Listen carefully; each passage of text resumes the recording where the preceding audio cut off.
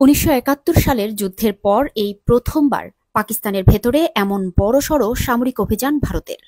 স্থানীয় সময় মধ্যরাতে নিজেদের সর্বোচ্চ শক্তি নিয়ে কাশ্মীরের পাকিস্তান অংশে ঝাঁপিয়ে পড়ে ভারতের সেনা, নৌ ও বিমান বাহিনী।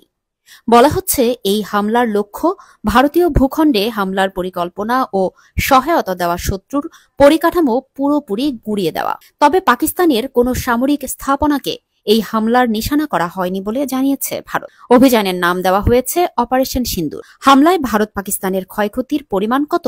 পাকিস্তান জানিয়েছে, ভারতের বিমান হামলায় ২৬ জন বেসামরিক নাগরিক নিহত এবং ৪৬ জন আহত হয়েছেন। পাকিস্তানের হামলার পরই ভারত তাদের একাধিক বিমানবন্দর বন্ধ করে দিয়েছে।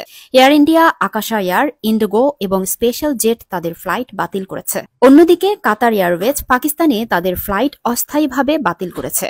এদিকে জবাবে পাল্টা হামলা চালিয়েছে পাকিস্তানও। ভারত জানিয়েছে, সীমান্তে পাকিস্তান সেনাবাহিনীর গোলাবর্ষণে অন্তত ১০ ভারতীয় নাগরিক নিহত হয়েছেন। পাকিস্তান বিমান বাহিনীর পাল্টা হামলায় ভারতের ৫টি যুদ্ধ বিমান, একটি ড্রোন এবং পাকিস্তান সেনাবাহিনীর মুখপাত্র রয়টার্সকে বলেন, তারা ভারতের ৫টি যুদ্ধ বিমান ভূপাতিত করেছে এবং এগুলো ভারতের আকাশসীমাতেই করা হয়। একটি ব্রিগেড সদর দপ্তর ধ্বংস করেছে পাকিস্তান।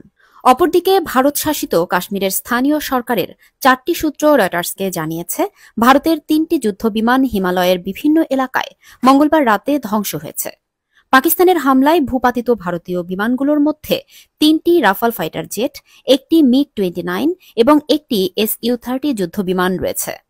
পরমাণু শক্তিধর দুদেশের মধ্যে ক্রমবর্ধমান এই উত্তেজনায় আন্তর্জাতিক সম্প্রদায়ের মধ্যে উদ্বেগ বাড়ছে।